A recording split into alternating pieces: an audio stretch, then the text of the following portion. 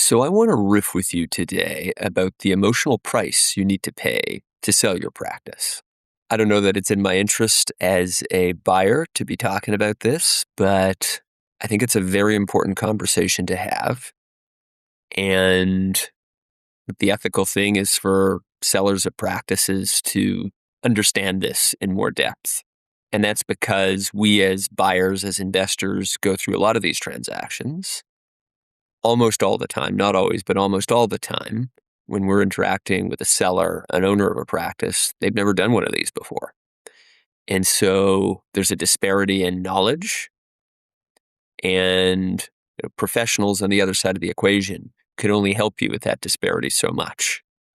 There's a certain amount of this journey that you need to understand yourself at a very deep level. And so my hope is, my aim in creating this content is that you will feel less surprised by what you're going into, and hopefully you'll be able to make a more intentional choice about whether you're willing to pay the price.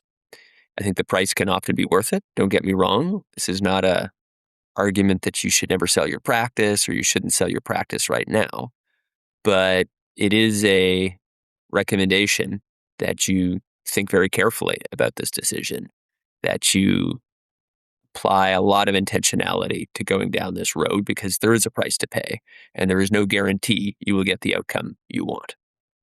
5 aspects I want to explore here to why this is such an emotionally intense experience selling your practice. And that this goes for selling any business, not just a mental health business, but I'm presuming if you're listening to this content is relevant to you as an owner of a group practice. So here's 5 aspects of the journey that I want to talk about that help explain why it's so emotionally intense. Money, time, people, workload, and identity. Number 1 on the money piece. There's a lot of money at stake for everyone involved in these transactions. This is an opportunity potentially to make more money than any other time in your life. And with that comes excitement, but also fear. We just have so much emotion wrapped up in money. Sometimes we're disappointed when we see the offer we're given. And at some subconscious level, we're associating how someone else values our business with our own value. Money is a powerful thing. You don't need me to tell you that. And in M&A, the energy around money gets heightened. All of our stuff around money comes up. And there's a lot of complex decisions to make around money, especially if you're doing a transaction where you're going to stay after the deal closes. So you're selling a chunk of your practice to someone. You're going to still be working in the business, and you're going to be taking comp out. Right? You're going to be paying yourself. You will be paid by the new owner, depending on how it's structured, and you will be taking out a certain amount of money at close. And then there's potentially other structural elements to the transaction, like seller notes and earnouts, other ways that you are generating income. And all of that is controversial. And there's a lot that goes into that. And it's good to get good tax advice, and it's good to get emotional support so that you can understand how your own relationship to money is coming up in this process. It's like a deep window into your soul. Next is time. So it's going to take time. Your ability to grow your business is going to be influenced. Your ability to operate your business as you normally would is going to be influenced, because you're going to be thinking a lot about this. It's going to have a big impact on your schedule. It's going to have a big impact on your mental energy. You're going to be wondering why it's going as slowly as it is or why it's going as fast as it is. You're going to be thinking a lot about, how long do I want this to take versus how long it is taking.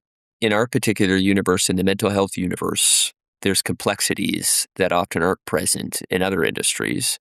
Healthcare in general tends to make for more complicated mergers and acquisitions. There's a lot of legal complexity. There's a lot of interest to balance. When we're doing transactions, we have to think about so many different aspects of this journey. And so it usually takes longer than you think it will. Things evolve over the course of the transaction. Your feelings are going to evolve. Buyer's feelings are going to evolve. You're going to have a very deep connection with this organization that you're selling to. And it's going to take up a lot of time. It's going to be a bit of an emotional black hole and a time sink as well. Let's talk about people. So generally speaking, when we invest, we are not interviewing the clinicians. The clinicians don't know that this practice is happening or that this M&A journey is happening. And when the deal closes, how are you going to communicate to them? You want to think in the back of your head, how is this buyer or investor going to treat clinicians after this deal closes? Because you wouldn't have built a business that a buyer is interested in unless you treated clinicians relatively well, if it's the kind of buyer that you want to work with.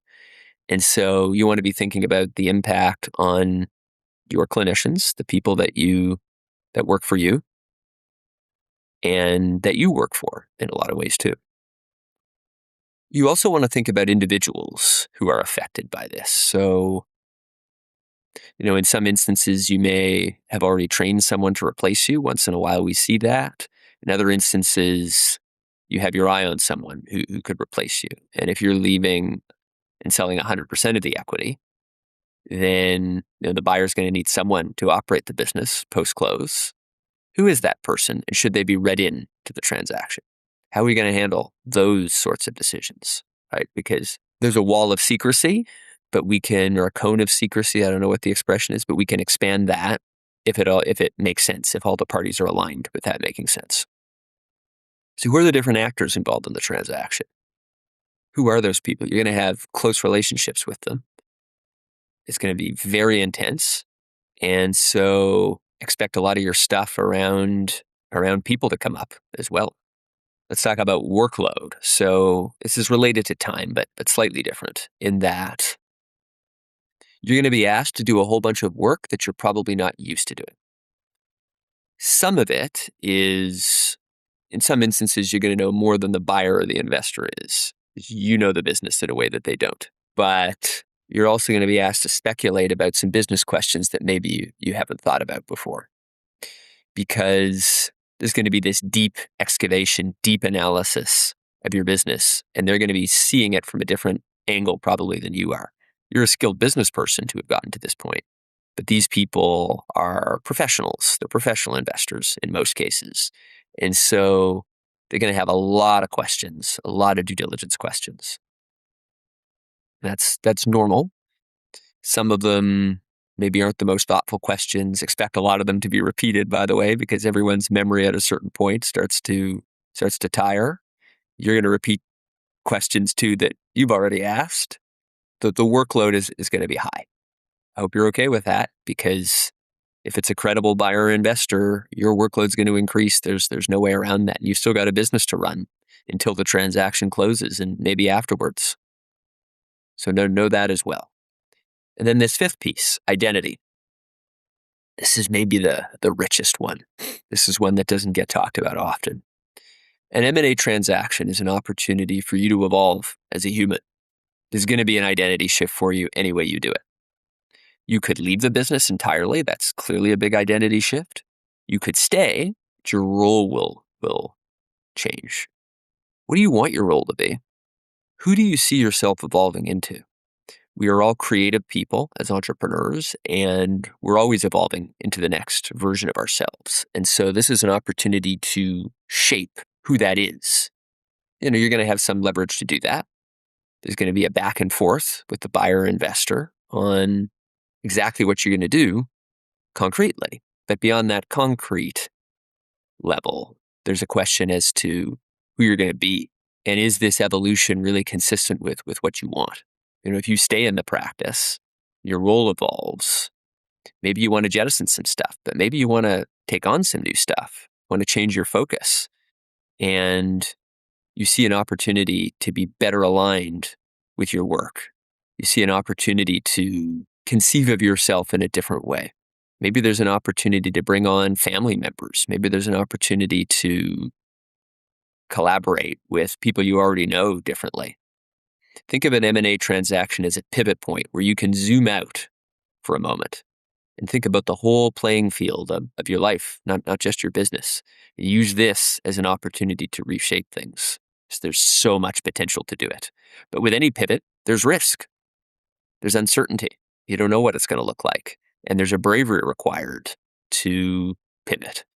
So this is not to dissuade you from going down this road of selling your practice or working with an investor, but it is to inform you, I hope, so that you can start to understand that this is an intense emotional journey. It is for us as well as buyers, but it's definitely going to be for you, maybe even more so. And is that what you want? Are you ready for that? Does this feel right? Are you willing to pay the price, even knowing that this is I'm giving you some sense of what the price is like. You never really feel it until you're in it. But consider this your kind of Here Be Dragons content to help inform you. It is exciting, even though it's emotionally intense. I don't want to make it seem like it's complete Here Be Dragons territory. There's a lot of opportunity. It's a lot to be with. And I hope you consider this.